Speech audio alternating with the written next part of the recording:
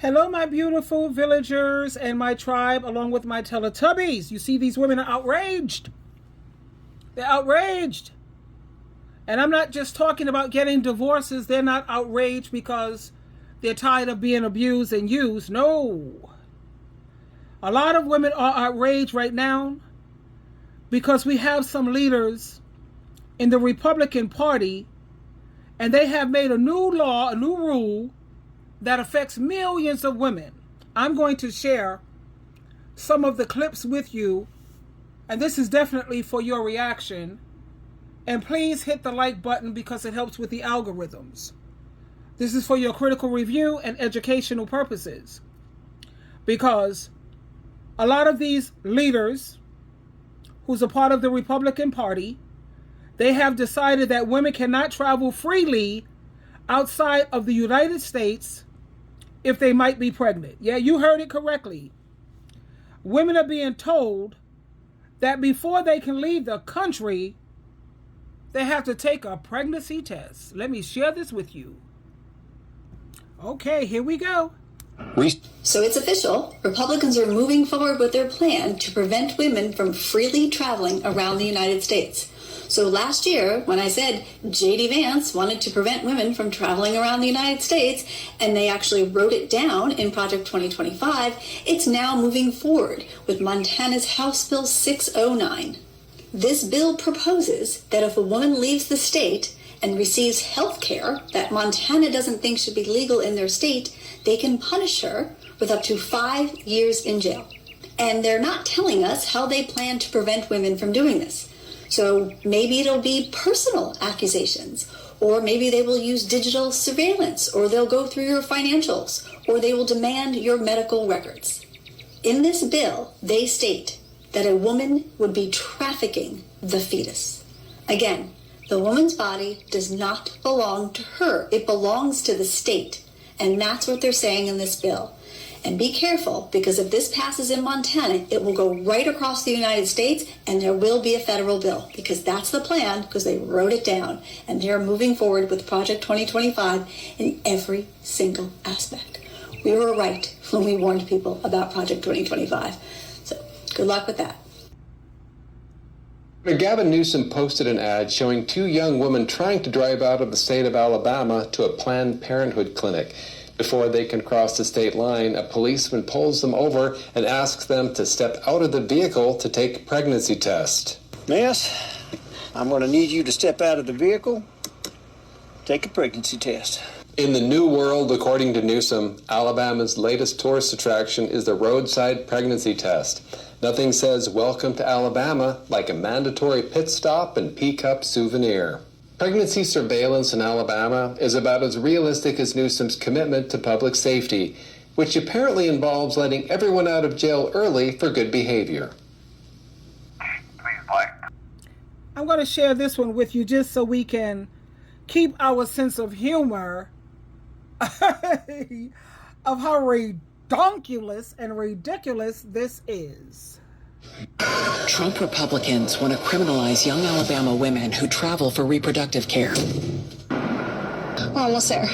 We're gonna make it. Can we stop at Wendy's? I'm actually kind of hungry. I'd rather McDonald's, Huey. McDonald's? Okay. Can you get a Happy Meal for the kid? Oh, shit. To be honest, the cops should be the least of your problems. I mean, you are going to hell. Miss, I'm going to need you to step out of the vehicle, take a pregnancy test. Officer, I know she looks pregnant, but she's just fat. Hey, by the way, just so we're clear, I'm just paying for the abortion. Like, you guys got gas money, right? Officer, there's easier ways to get girls to pee on you. You don't need to do this pregnancy test scam. Can you get pregnant from just the tip? Stop them by taking action at righttotravel.org. Hey, that's the same position we did. Campaign for Democracy Group is responsible for the content of this advertising. Well, I'm going to put this on Instagram. LOL, can't take her nowhere. Mm-hmm. Check. Bad news for pregnant Texans. Anti-choice advocates are trying to stop you from traveling out of state for medical care. These extremist advocates are targeting cities and counties that lie along major highways which travel out of Texas. And they're attempting to get them to pass a law which would make it illegal to transport anyone to get an abortion on roads within the city or county limits, obviously including the major highways. If these laws were to be enforced, that would trap most Texas people seeking an abortion within the state of Texas. While this law is a blatant violation of the right to interstate travel, they're passing it through fear-mongering, like saying a baby-murdering cartel is coming for pregnant women. By targeting these locations, they're hoping to end abortion trafficking, an imaginary term which refers to merely transporting any pregnant person out of Texas to end their pregnancy. They're claiming that the definition of trafficking technically applies here because the unborn child is being taken against their will, which obviously ignores the fact that the person traveling is the pregnant person who has full autonomy over their own body and where they travel to. This sounds scary, and it is. Look at how many counties they're targeting. But it's important to remember one thing. The purpose of these laws is not to meaningfully enforce them. SheilaTruelove is an incredible activist who's the executive director of an abortion fund here in Texas. And as she puts it, it's the fear that's the point. It's the confusion that's the point. Keep an eye on your local county commissioner's court or city council to make sure resolutions such as this one aren't coming down the pipeline. If they are, reach out to an abortion advocacy group and see if they can help you fight it off. We need to make sure this passes in as few counties as possible. Not because any of these cities or counties actually have the right to stop you from traveling out of state for medical care, but because every anti-choice law makes it harder and more confusing to get an abortion. This is a message to American women. Do you know that J.D. Vance just made a proposal so that all women would have to take pregnancy tests to leave their state? It's like all women of childbearing age. So just imagine if you're going on a vacation with your daughters, your 14, 15, 16-year-old daughters, they would be then made to take a pregnancy test by the United States government. It hasn't been drafted into legislation, but the fact that the VP is saying this, the president's in really bad health, so he's next up. This is a message to... But there was also the thing where they were trying to go after women that traveled to other states. Right. Yes. And even if there was no evidence, like say if a woman travels to see her in-laws or her parents or something like that, and then has a miscarriage, right? That to me was very creepy. That if this woman had traveled somewhere where abortion is legal and then lost her baby, they would then be accused, even if they had not had an abortion. They would be questioned, and that to me is incredibly insensitive. But there was also the thing where they were trying to go after women that traveled to other states. Right. J.D. Vance has once again admitted out loud that he wants to prevent women from traveling freely around the United States.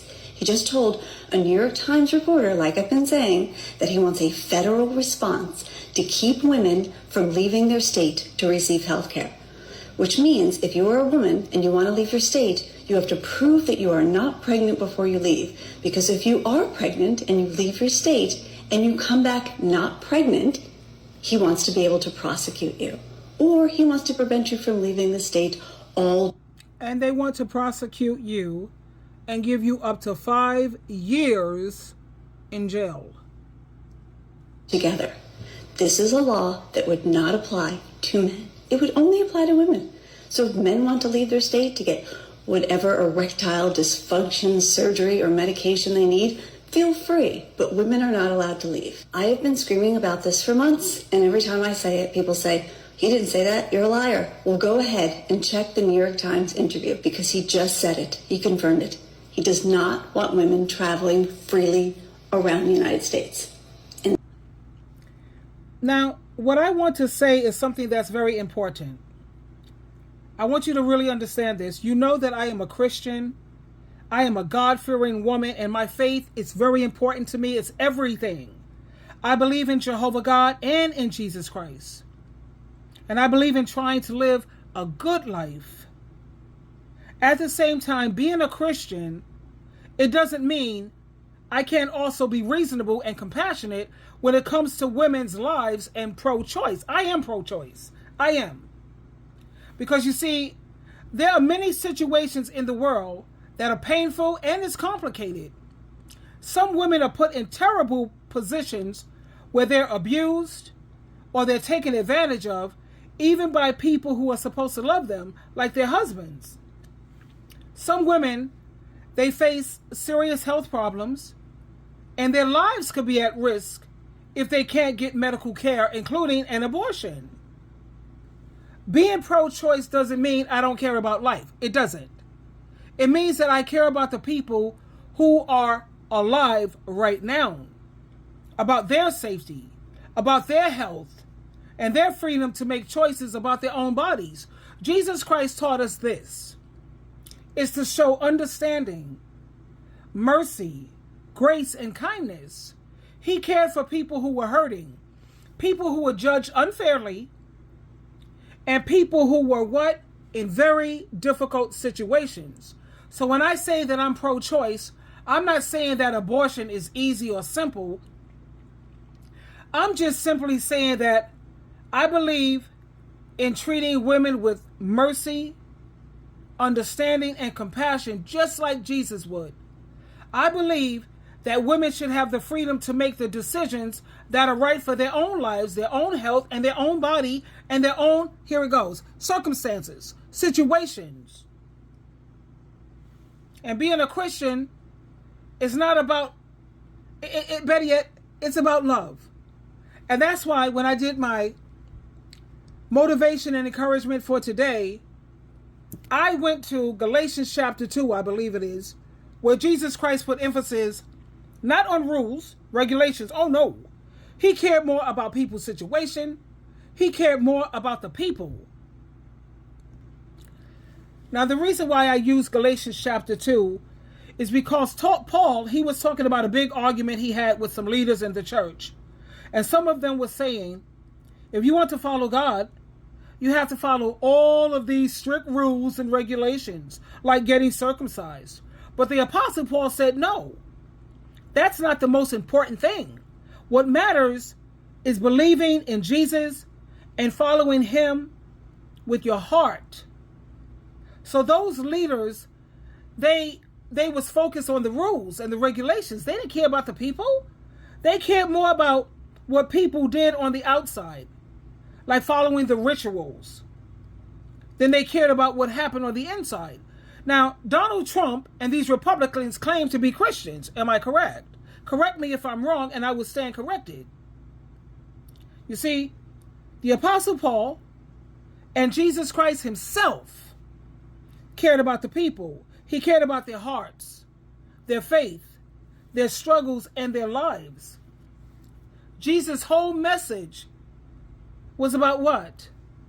Was it not about love, mercy, and understanding? He didn't go around saying, you must follow every rule perfectly or else. No, instead, he spent time helping people who were hurting, who were sick or struggling. He helped the poor. He talked to the people that no one else wanted around. He forgave. That's the beauty of it if you find yourself in a position where you have to unalive, whatever. He forgave people who had done wrong. And that's because people mattered more than the rules. Read Galatians Chapter 2 when you get a chance. It's not about forcing people to follow rules just to look good or to be right. He was showing the same idea that Jesus taught in Galatians Chapter 2.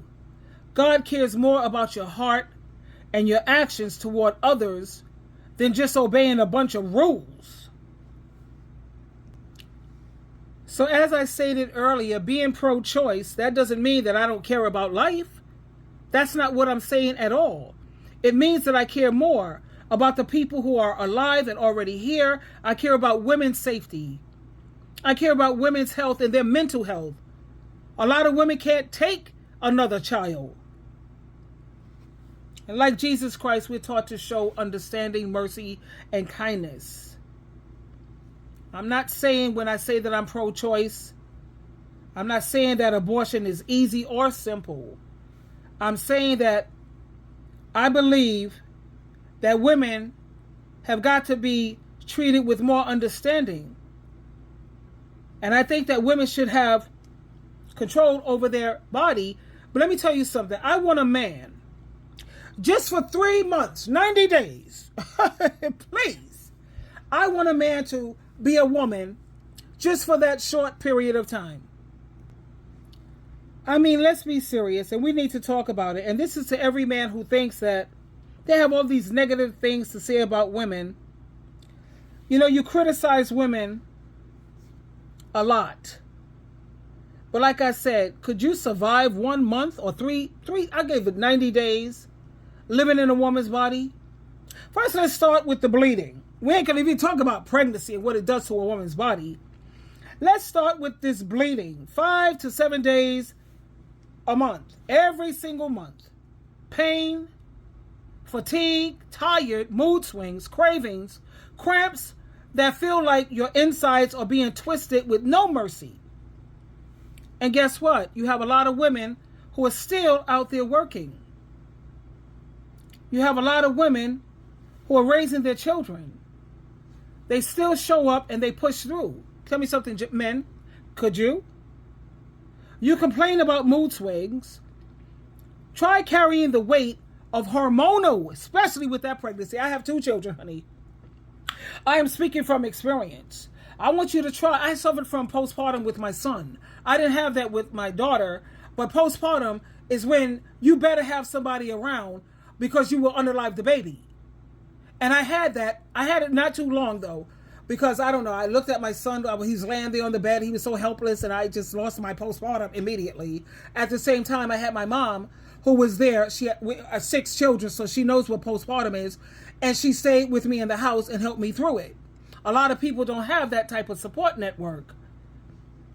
You know, you got to try to carry the weight of these hormonal shifts, emotional responsibility. Then you got this social pressure, and she's still expected to smile through it all. Have you ever been on birth control? You know, when you're trying not to unalive or have an abortion. Okay, let's talk about the birth control.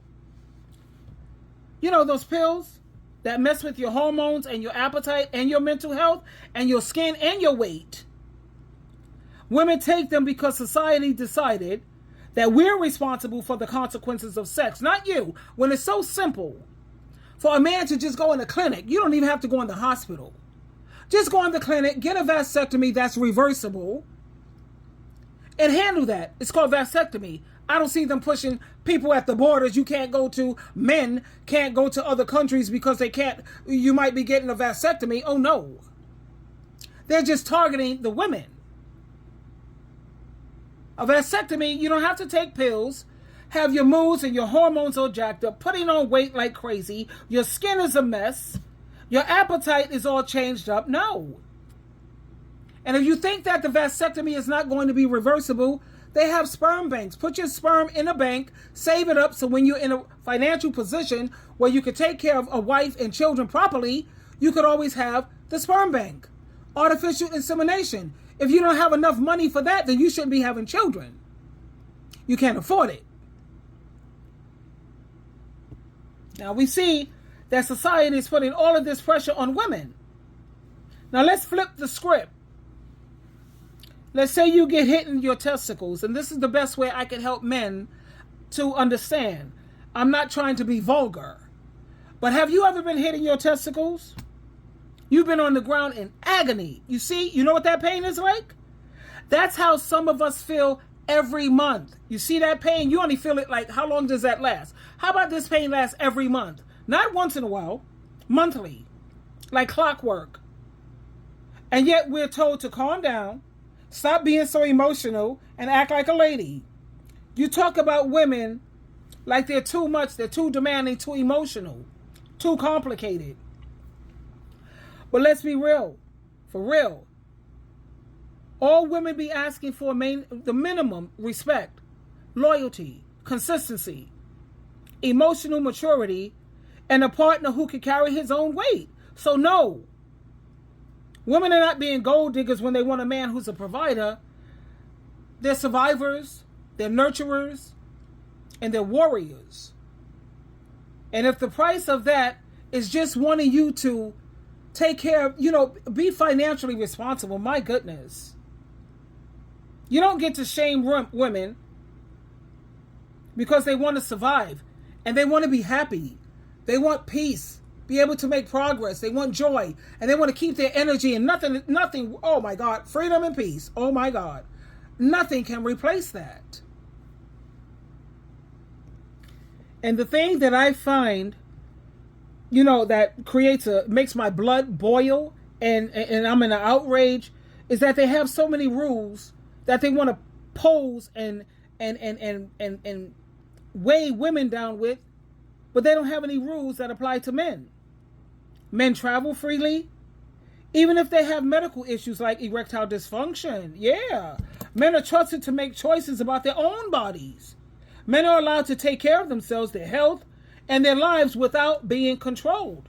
Tell me, why is that? Why is it that women are treated differently? Why is it okay to put strict rules and limitations on women while men are left completely free? That's just ridiculous. That's injustice. Look at the woman's face here. Hello? That's a double standard that says men are more important than women. They're human and we're what?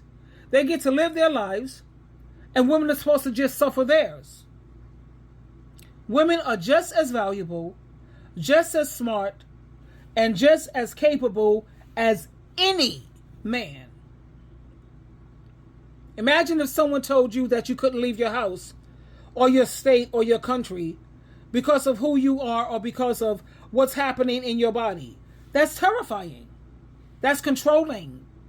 That's the opposite of freedom. And yet, that's exactly what these Republicans and people like him, that's what they're trying to do.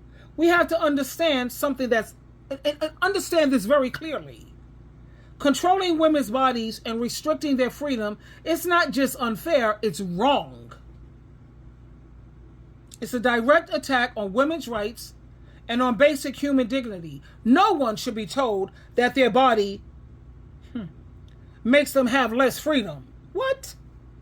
No one should have to get permission to leave their life because of, you can't live your life? I can't go to another country because of my gender? Women deserve the same rights and freedoms as men. Women deserve to travel freely. Women deserve to make their own choices about their body, their health, and their lives. And women should never, ever be treated as if their value is less than a man's just because of who they are. And ladies, if you stay silent about this injustice, it's going to continue to grow. But if you speak up, and if you fight for fairness, and if you demand equality, that's how you change the world. You see my women here, look at the picture. We have all colors. I got Asian, Caucasian, Spanish, black, you name it, it's here. That's right. So let's speak up, raise your voice. Let's show the world that women will not be silenced, controlled, or treated unfairly. Freedom belongs to everyone. And it's time for women to, step up without an apology. No. We don't need anyone to tell us that we're less than anyone else. Twinkle, twinkle, twinkle.